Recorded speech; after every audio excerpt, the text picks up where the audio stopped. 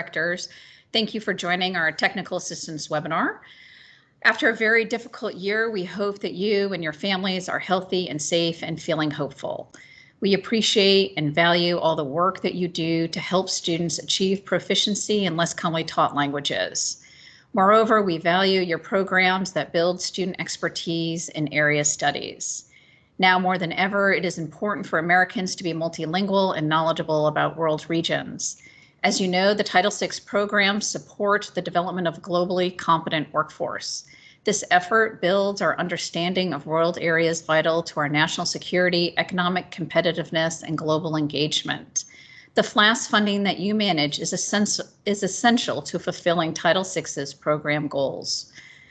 Although it has been a challenging year, academia has generated positive results. Many virtual summer language programs were a great success, and proficiency gains were similar to in-country language programs. However, we all know that it is impossible to virtually recreate the in-country experience. I have felt as though during the pandemic, we've taken 2 steps forward and 1 step back. Per World Bank data, although approximately half of the American population is now vaccinated, less than 2% of the world's population has been vaccinated. 2 months ago, we were hopeful that we would be able to approve many of your overseas program requests and travel requests. However, last week, the State Department released new travel warnings for many countries. This has paused and limited our ability to approve travel. Please know that to evaluate whether or not it is safe for students to travel, we carefully review all of your travel requests and consult with the U.S. Department of State, U.S. embassies, Fulbright commissions, and other reputable sources. Finally, as you know, we do not supersede any university travel policies. We are now preparing for the fiscal year 2022 FLAS competition. In September of 2021, we will host a technical assistance webinar for FLAS applicants. And in early January of 2022, we hope to announce the competition. The closing date will be approximately 60 days later. Please note that pending department and fiscal year 2022 budget approval, these dates may change. Beginning in September every month, I will personally update you with competition news. We are planning for an efficient and organized competition season. We know you took time to respond to a FLAS stipend survey. As we plan for the new competition, this information will help to inform our thinking. Please know that once we have an appropriation for fiscal year 2022, we will again consider the results of the survey. Also remember that raising the award amount slightly will require a meaningful increase in the Title VI appropriation. When we allocated funding to the 7, now 8 Title VI programs, we reinstated the Business and International Education program in fiscal year 21. There were many factors that we considered. However, the NRC FLAS programs are the flagship Title VI programs, and we want to continue our commitment to this endeavor and to ensure that you can recruit, select, and retain the very best students. Title VI has helped you accomplish this, and we want to sustain your efforts. Today's webinar will be presented by the Advanced Training and Research Team, Ms. Carolyn Collins, and Drs. Timothy Duvall and Bryan Jenkins. We are grateful for Carolyn's and Tim's and Bryan's diligence and commitment to the Title VI community. We are fortunate to have them as colleagues, and you are lucky to have them as program officers. So I will turn it back over to the team to go through the slides. You got it. Oh, I think you're on mute, Carolyn. Thank you, Sarah. Okay. Okay, I think I may have taken away the slides just now, so let me make sure I present those again. Okay, bear with me just a second.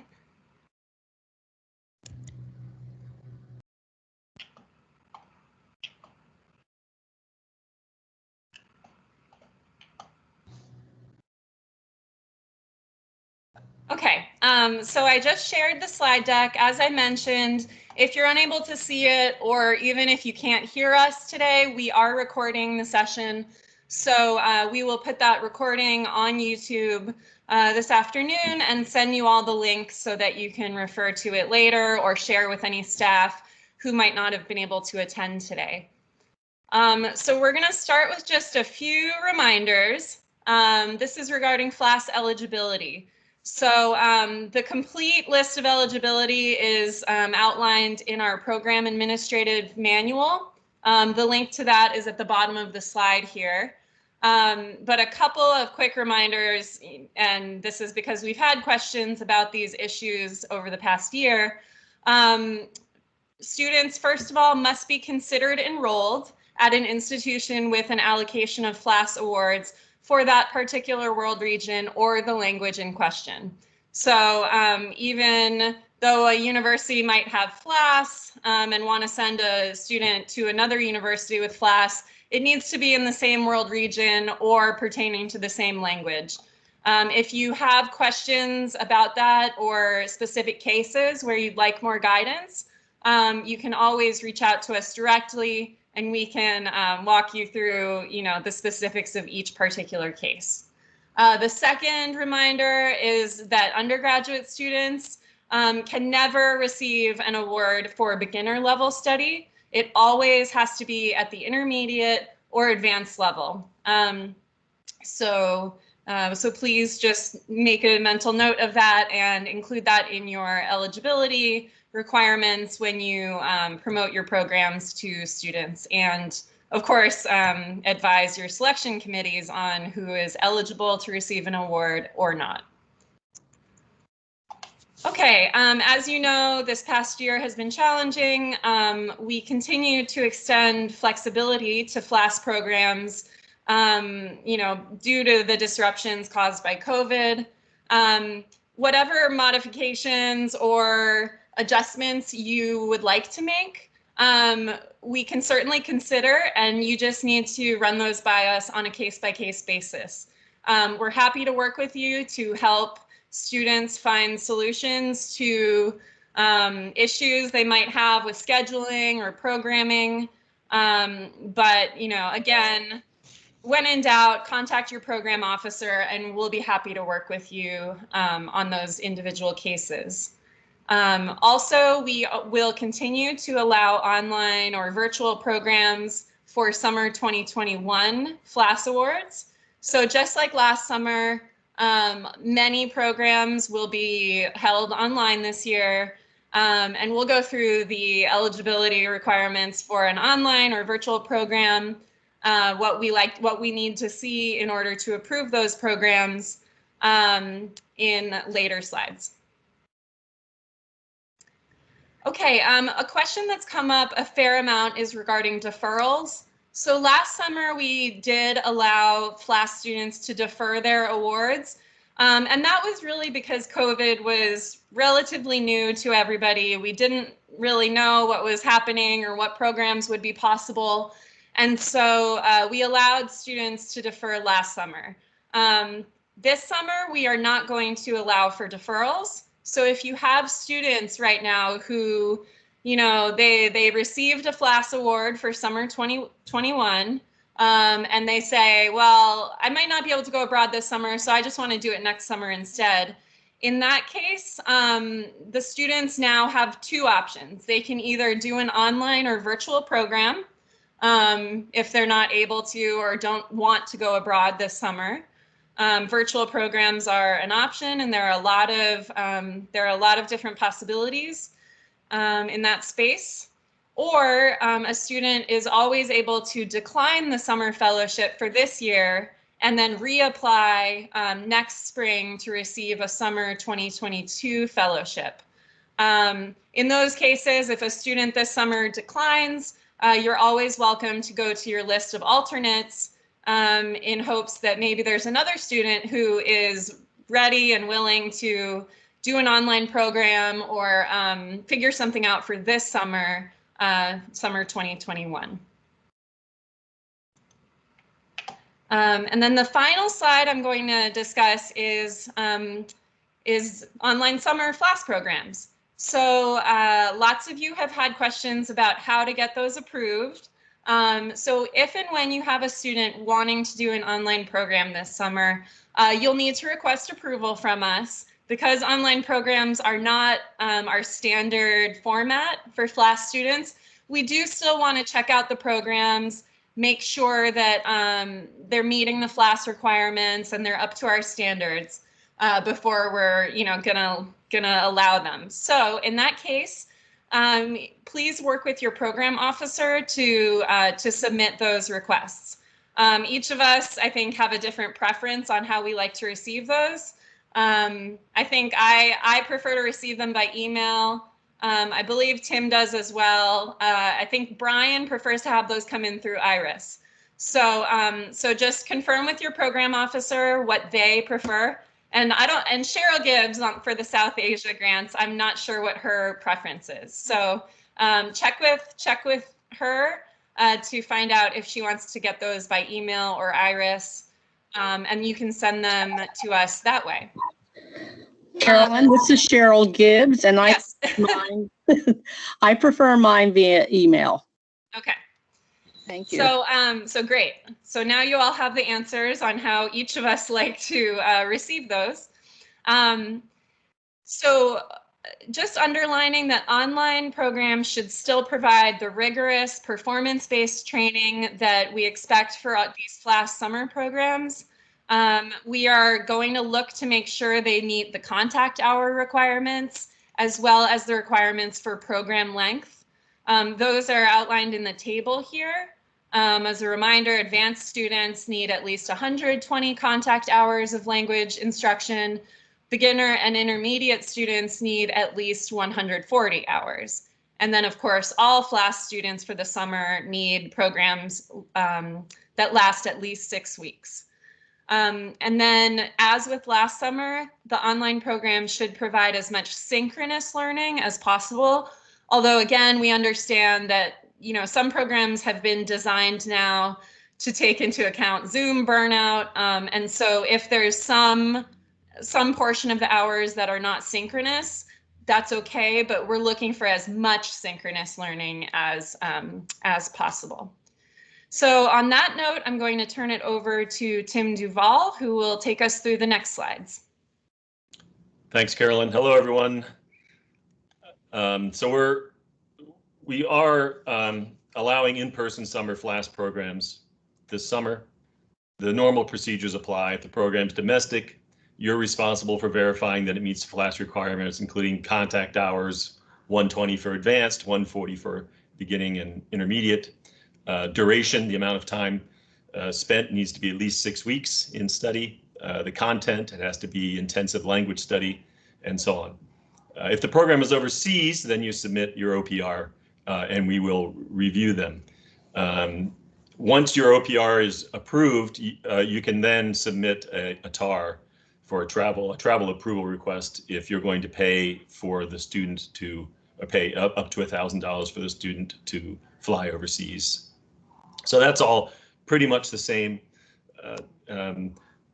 However, given COVID and the various restrictions with international travel, we are approaching this a little bit differently than normal for summer travel.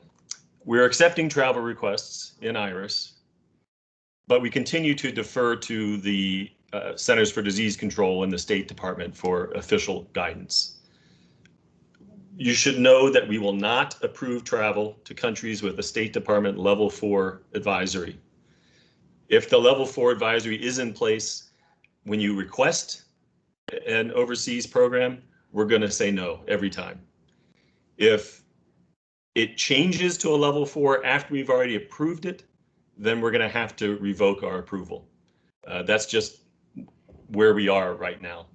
When it comes to Level 3, where they ask you to reconsider travel, we will consider those on a case-by-case basis, but you should be prepared for the request to be disapproved. It's depends on the situation, depends on who's traveling, how much overseas experience they have, for example, and a host of other things that I'll go through in the next slide. But the level 3, I have approved a couple of Level 3s already, but I've also disapproved Level 3s. So we'll review those on a case-by-case basis. Level 1 and 2, in most cases, we're going to be able to say yes to those. But again, the travel system and State Department has changed in the last week or two. Now they are updating it every single week, and they're heavily depending on CDC guidance. So there can be changes, and they can happen pretty quickly.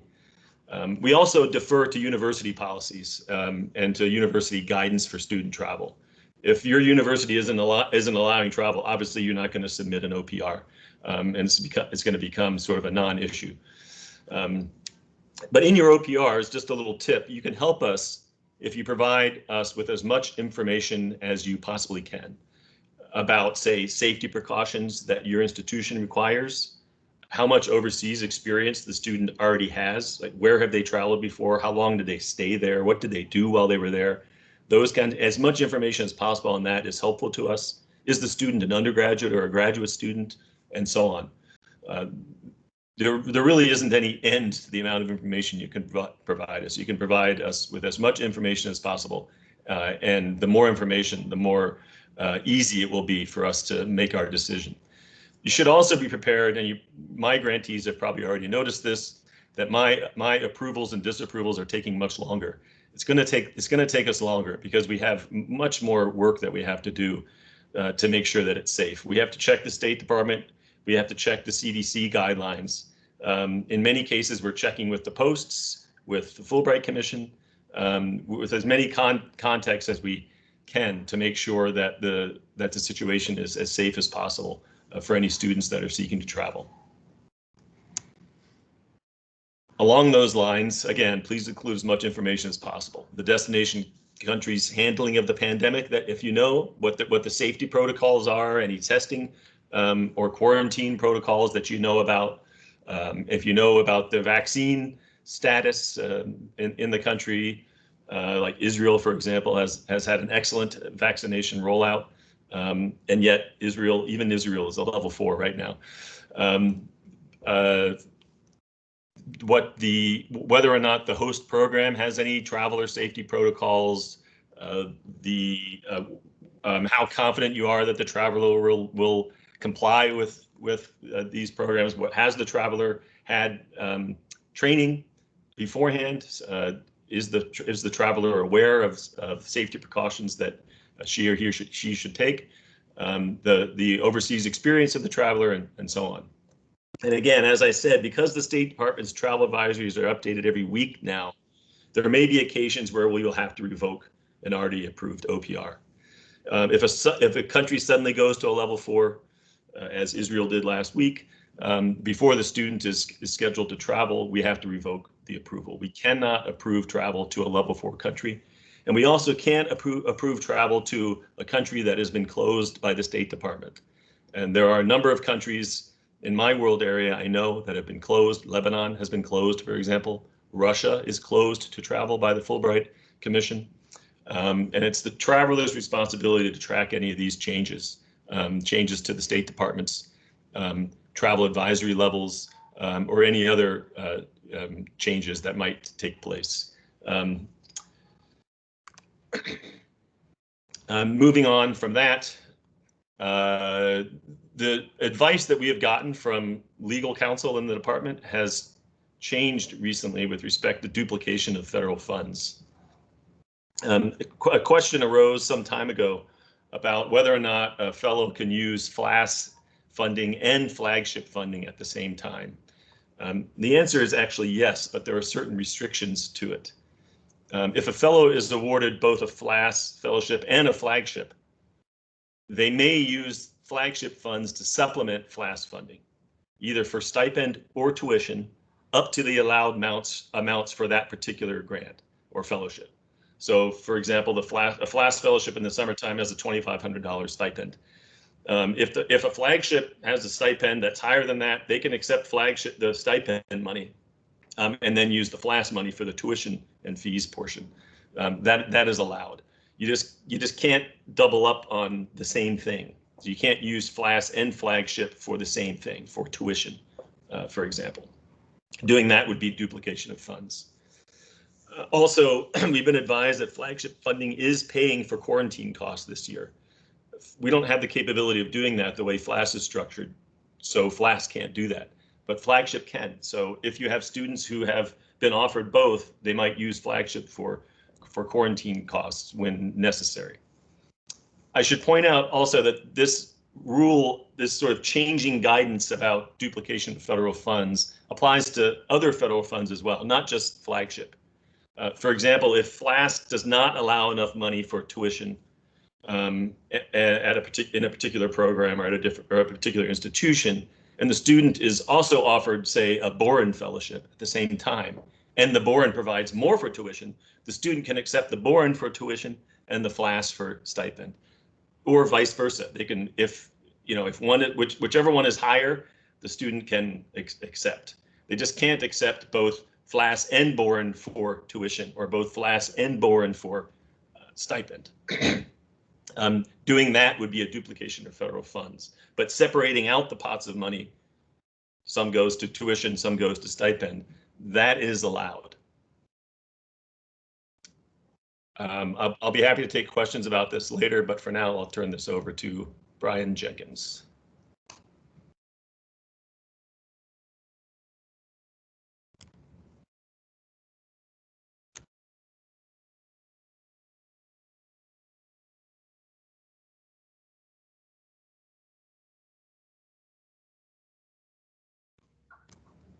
Maybe I won't turn it over to Bryan Jenkins. I was going to say, Bryan, if you're speaking, you might be on mute. I saw that he was live. Oh. Maybe he's having some technical issues. Hi, can you hear me? Oh, there he is. Yes, we can. Okay, I thought it was a mask. All right. So regarding carryover amounts, we're aware that several grantees have large balances moving forward into year 4. So we are allowing grantees to carry forward any outstanding funding into the final year of the grant cycle. So this provision notwithstanding, it's still a good idea to discuss your carryover amount with your program officer, and grantees are still required to report on carryover in the IRIS annual reports. It's also important to respond to your program officer's requests for balance updates in a timely manner, as we use this information to monitor the status of each grant, to award non-competing continuations, and for a variety of other internal purposes.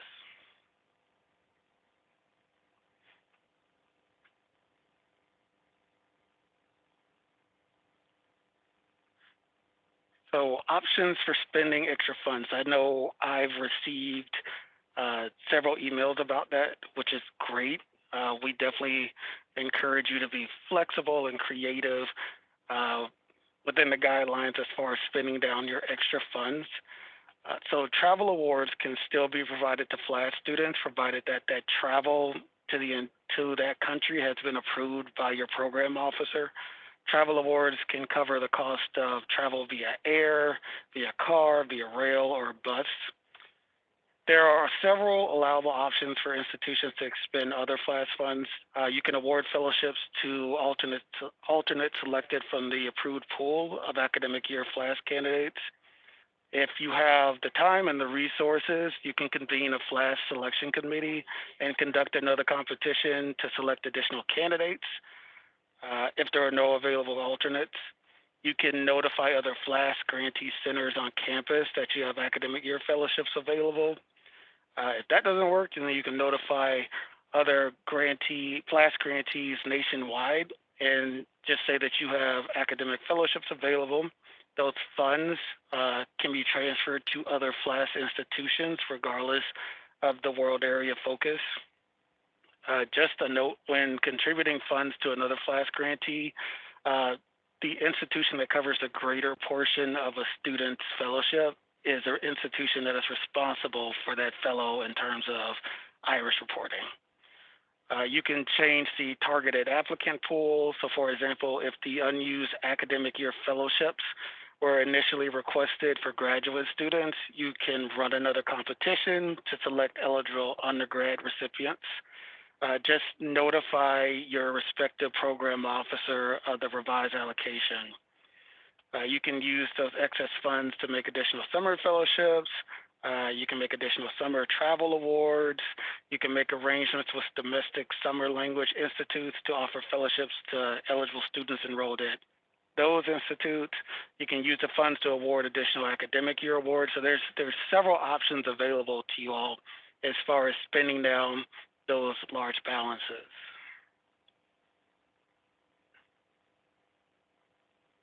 So for the remainder of the grant cycle, we will consider on a case-by-case basis half-year awards due to some of these large balances and COVID-19 disruptions.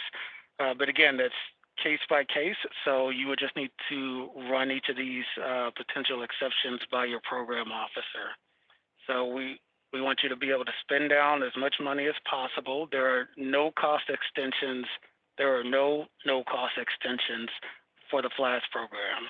So after next summer, any funds that you have remaining will be returned back to the Treasury Department. So we strongly encourage you all to spend your entire FLAS allocation during the budget period to the extent possible. That way, the risk of accruing large unobligated balances at the end of the grant cycle is reduced. So just a few Q&As that have come in. So I'll read these if you're unable to see these slides. Can we make changes to the number of summer or academic year awards from what we originally planned? So similar to what I mentioned before, yes, you can use those FLAS funds.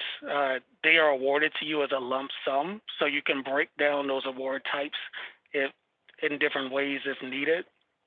And then again, like I mentioned but previously, those carryover funds can be used to make additional awards for the next academic or summer term. And there's an example here of instead of making 6 summer awards and 3 academic year undergrad awards, you can make 4 summer awards and 4 academic year undergrad awards. So you can play around with those numbers a bit because that is sent to you in a large sum batch. And then the next question, can you use FLAS funding for travel insurance? Yes, you can. Those FLAS funds can be used to pay for insurance as part of the tuition and fees portion of the fellowship.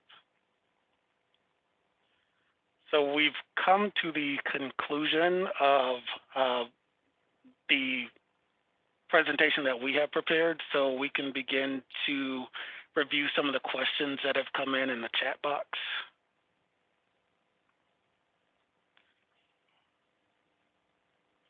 So I can answer.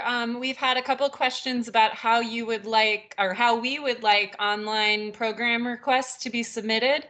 Again, that depends on your program officer. So, so ask them if they would prefer to have the request come in through email or through IRIS. If the answer is IRIS, you can use the overseas program request area to submit those. And instead of indicating the country as, you know, let's say it's a program in China, instead of selecting China, you would select US if it's an online version of a program that would normally take place in China.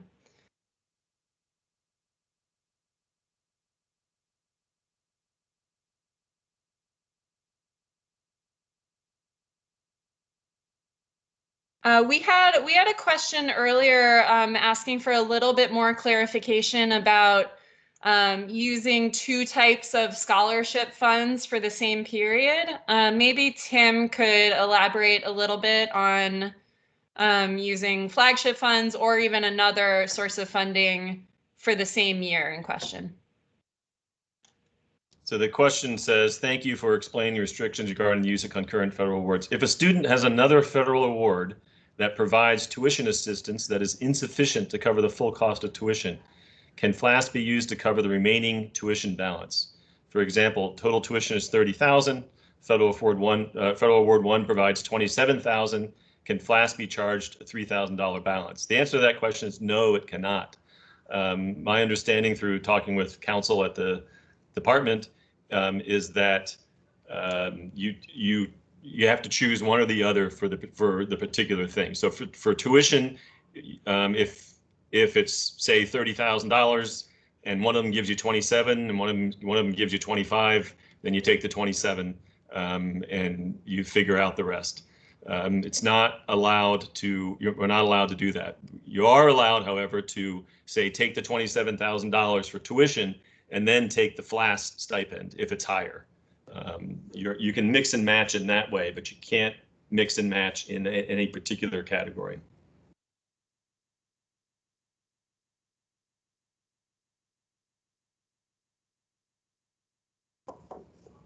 I see a question regarding dissertation research abroad requests.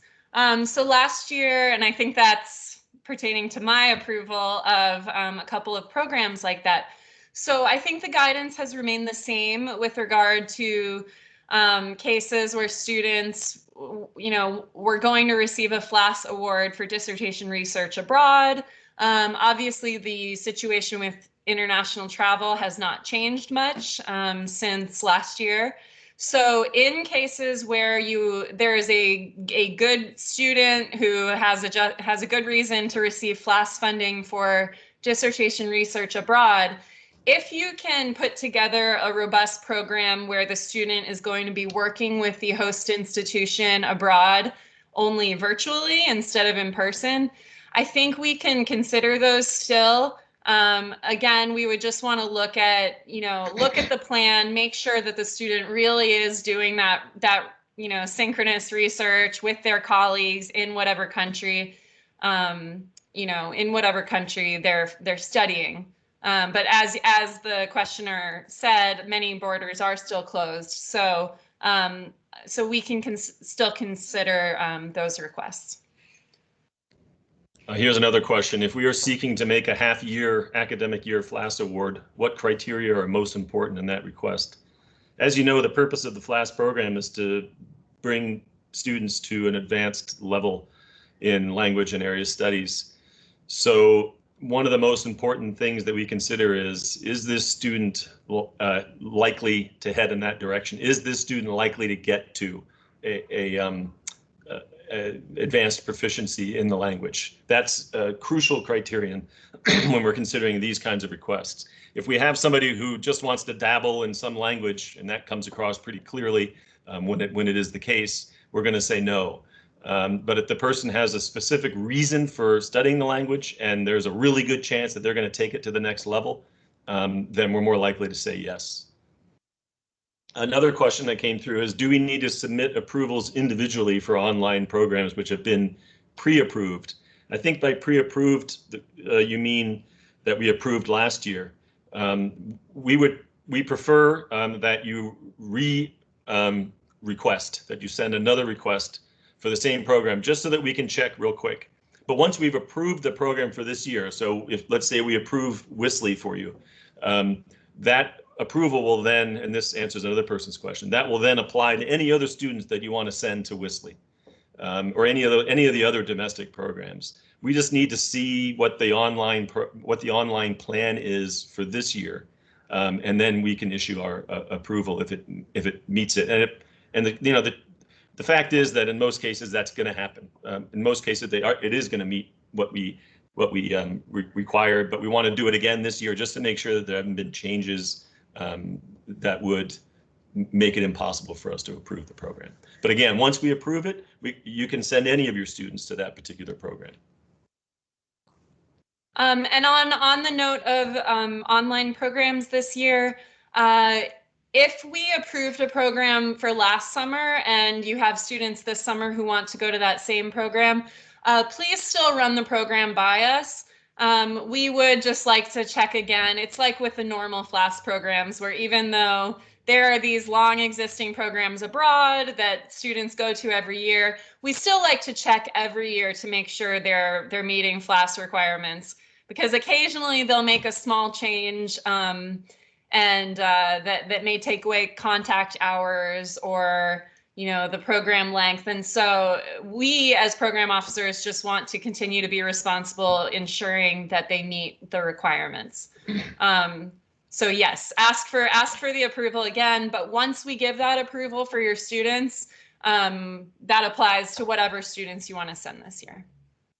Here's another question. If a summer 2021 FLAS fellow is enrolled in a virtual program, can we give them a travel award if they are, for example, traveling from a campus residence to their parents' home?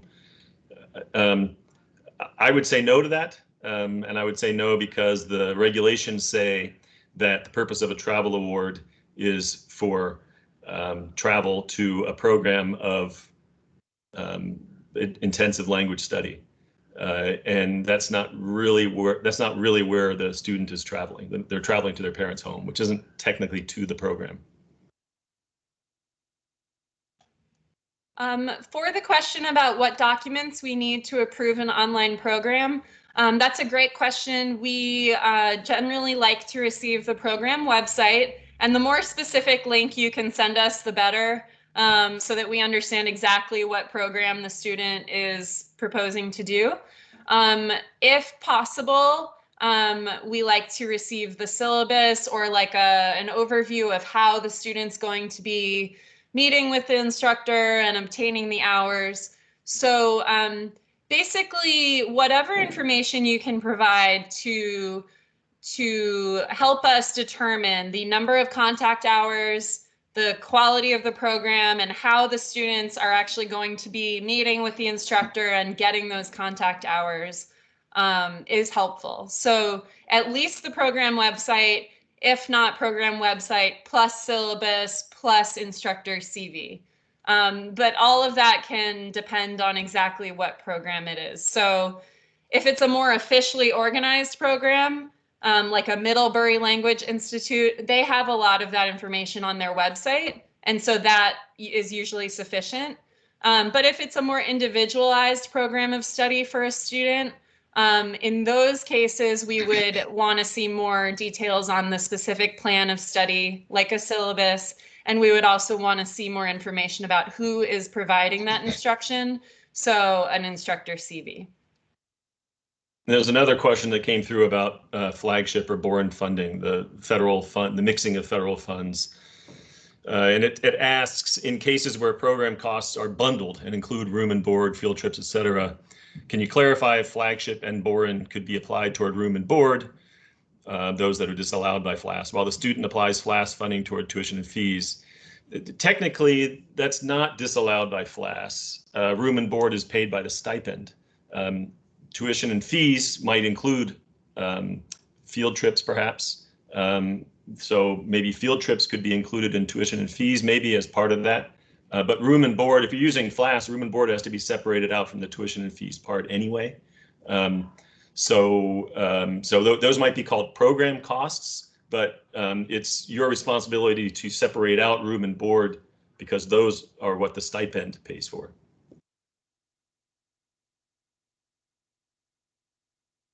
We had a couple more questions about travel awards.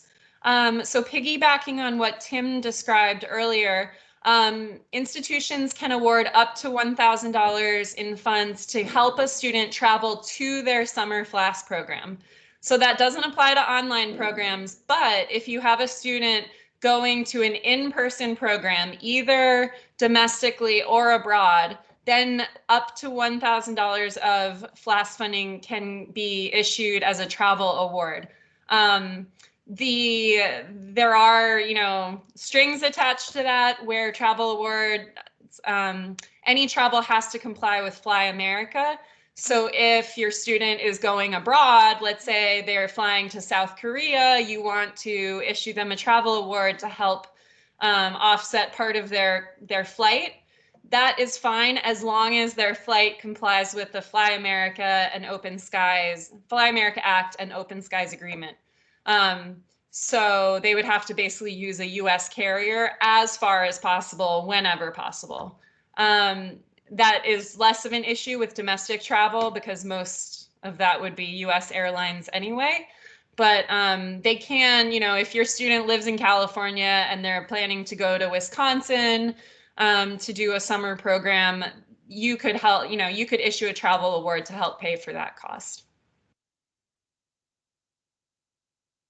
Here's another question. With travel situations changing so quickly, I'm worried about a student receiving approval, purchasing a ticket, then having the approval revoked. Should we encourage the awardee to purchase flight insurance? Yeah, I mean, that's certainly one option. Another is that that OMB granted flexibility last year at the beginning of the pandemic, so that if such a circumstance happens and you do everything you can to try to get the money back, you try to get the airline to give you the money back and you can't, you can write that cost off so that the student wouldn't have to pay for it. You could actually reimburse the student using FLAS funds if that's ultimately what happens. So in other words, if you apply $1,000 toward a student's travel and that travel ends up being revoked by us because of situations on the ground in the country, you can still reimburse the student as long as you reach out to the airline and try to get them to refund the money. And if they can't, and if they will not refund the money, all they'll do is give a travel credit or something like that. You can then reimburse the student. And I think that same logic applies to programs. Like, let's say you have a student who is planning to do an overseas program in a country that was level 2 and now it's level 3 and we revoke that travel, or it was level 3 and now it's level 4 and we have to revoke it, the approval. If that happens, again, you would want to do your best to get the funding back if you can, get a refund. Obviously, at a certain point, that becomes impossible or a lot less likely. And in those cases, because of that OMB guidance, you can write off that cost.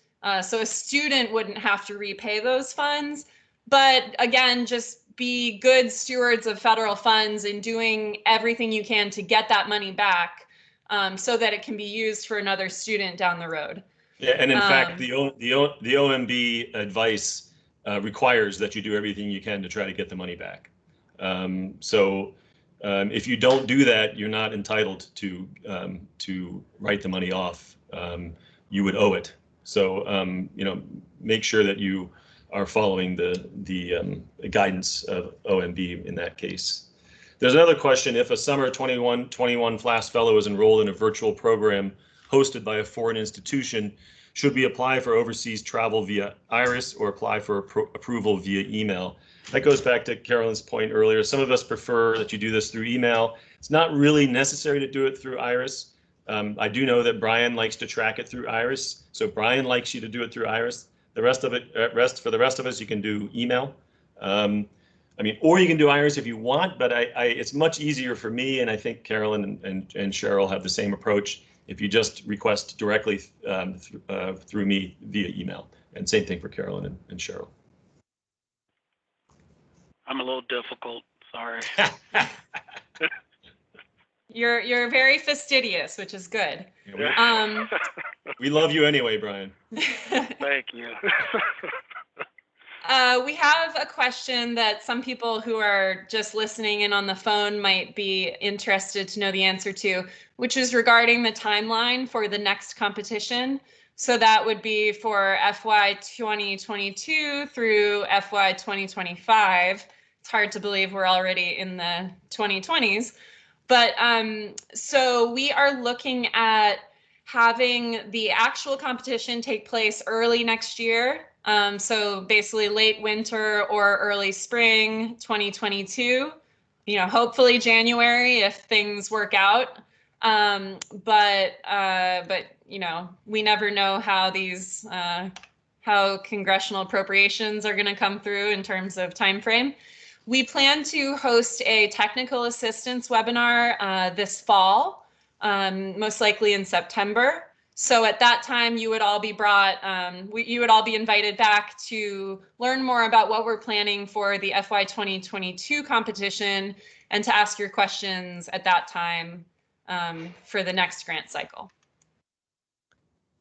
We're still getting a lot of the double federal funding questions. In the interest of time, any of you who have those questions that I still have not answered, can you just email me directly at timothy.duvall, D-U-V-A-L-L, @ed.gov? Just email those directly to me and I'll answer them via email. We have a question about overseas programs or approvals for those being revoked and what options students might have in that case. I think there is always the possibility of pivoting to an online or virtual program if an in-person program is not possible. So we know that with deadlines for applying to certain programs, it might not be possible for a student to pivot online. But sometimes, you know, if a student finds out that they can't go abroad in person, they're able to work something out with a particular instructor or with that foreign program that they were going to go to in person. They can work something out where they can do an online or virtual version of that program. So in those cases, we are happy to work with you to help that student, you know, modify their plans to pivot online. But sometimes if that's not possible, then, you know, the student just would decline the award, or kind of the award would be terminated, and hopefully they might be able to reapply for next summer.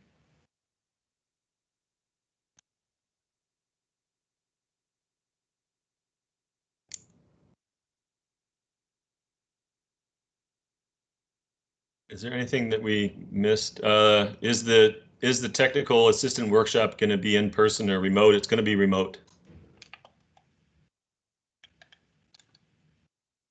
I think the technical assistance webinars or sessions for the upcoming competition, I think, will be virtual online. So Yep. We plan to do webinars like this one, or, you know, I guess last grant cycle we had a whole workshop that was a couple of days. So we haven't decided on the specific format, but we do plan to have it online or virtual because we know travel may still be, you know, iffy for certain people later in the year.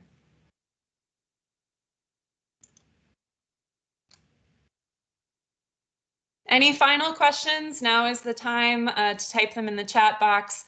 And if we didn't get to your question, or if you think of something later, don't hesitate to email us. And we, you know, we meet every week to share information and discuss these cases to get you guys the best answers. So, you know, sometimes if we don't know the answer immediately, we'll take it to the team and get you a confirmed answer as soon as we can.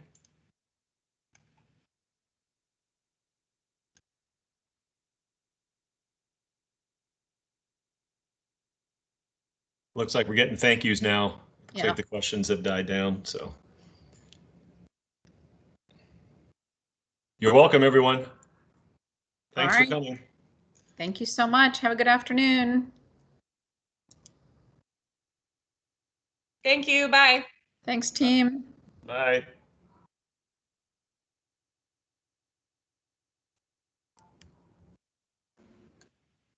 Hi.